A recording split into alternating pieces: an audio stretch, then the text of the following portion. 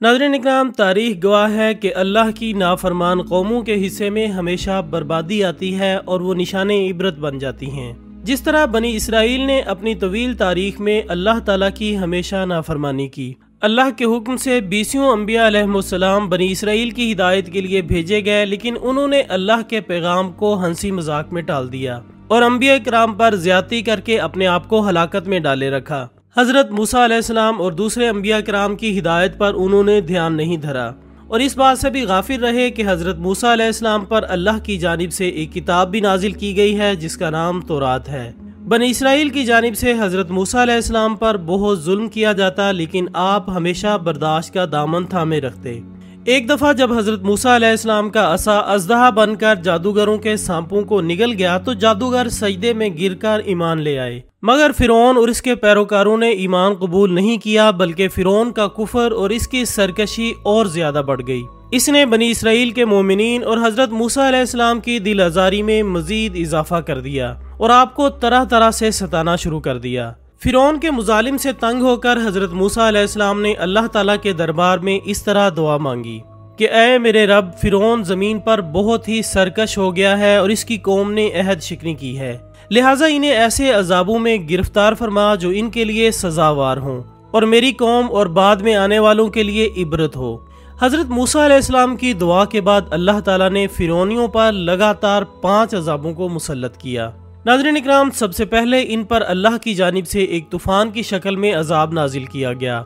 एक दिन ये अपने रोजमर्रा के कामों में मसरूफ थे कि अचानक गहरी आंधी छा गई। इसके बाद इंतहाई जोरदार बारिश होने लगी, यहाँ तक कि तूफान आ गया और फिरौनियों के घरों में पानी भर गया।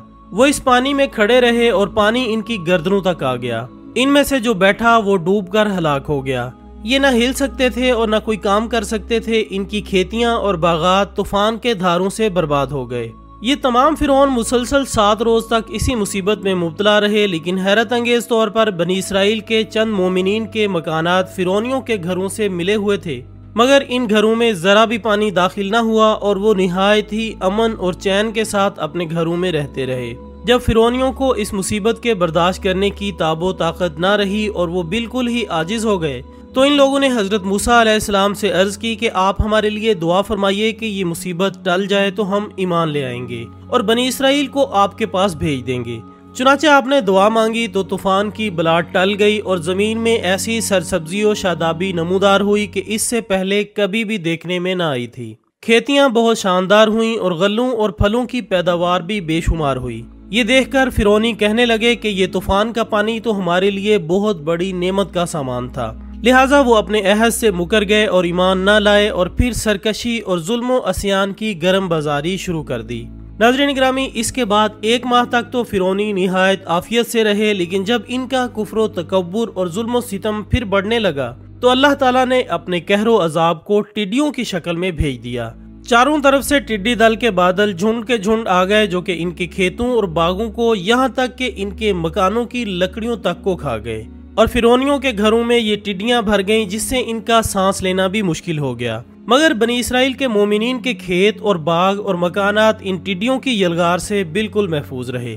ये देखकर फिरौनियों को बड़ी इबरत हो गई और आखिर इस अजाब से तंग आकर फिर हजरत मूसा अलैहिस्सलाम के आगे अहद किया कि आप इस अजाब के रफा होने के लिए दुआ फरमा दें तो हम लोग जरूर ईमान कबूल कर लेंगे और बनी इसराइल पर कोई जुल्म सितम नहीं करेंगे।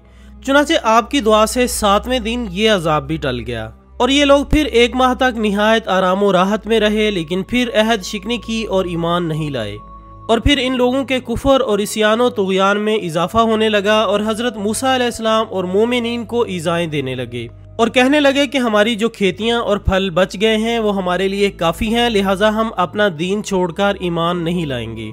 लिहाजा दोस्तों, ठीक 1 महीने के बाद इन लोगों पर कमल का अजाब मुसल्लत हो गया। बाज मुफस्सिरीन का कहना है कि वो घुन थे जो कि इन फिरौनियों के अनाजों और फलों में लगकर तमाम गल्लों और मेवों को खा जाते थे, जबकि बाज मुफस्सिरीन ने फरमाया है कि ये एक छोटा सा कीड़ा था जो कि खेतों की तैयार फसलों को खा गया। इनके कपड़ों में घुसकर इनके चमड़ों को काटकर इन्हें तड़पाने लगा, यहाँ तक कि इनके सरों के बालों, दाढ़ी मूछों, भवों और पलकों को चाट चाट कर और चेहरों को काट काट कर इन्हें चीचक की तरह बना दिया।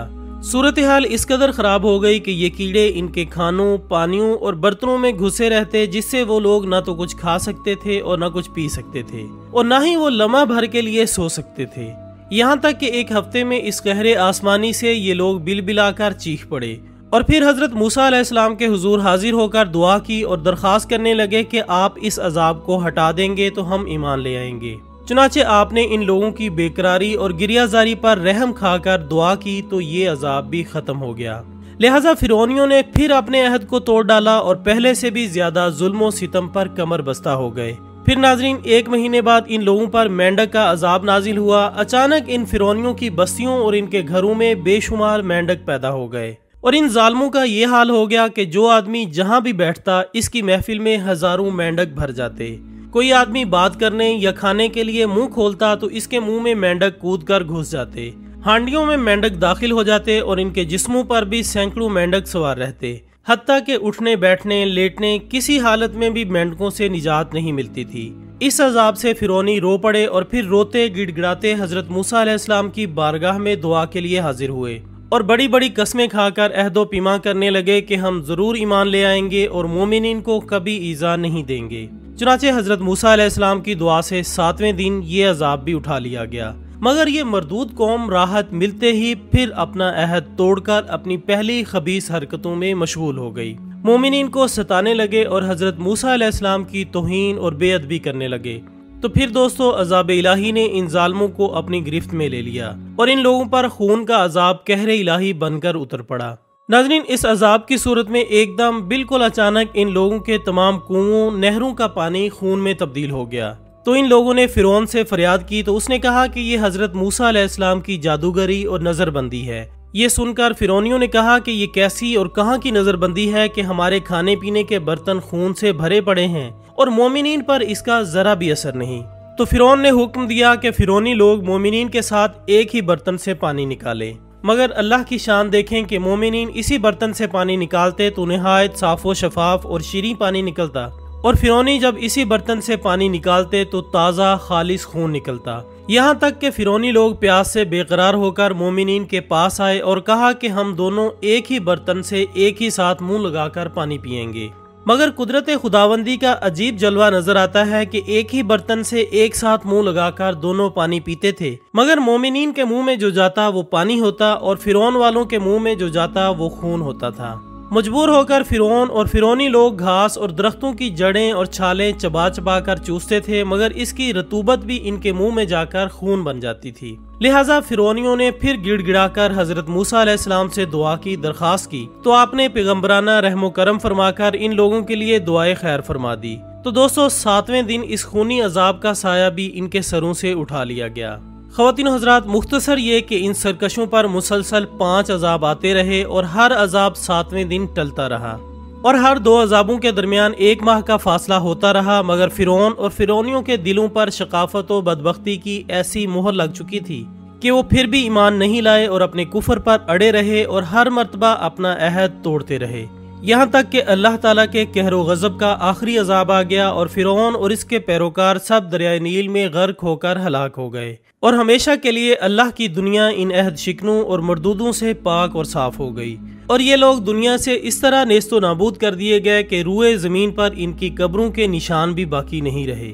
और कुरान मजीद फुरकान हमीद ने इन तमाम 5 अजाबों की तस्वीर कशी इन अल्फाज में फरमाई है।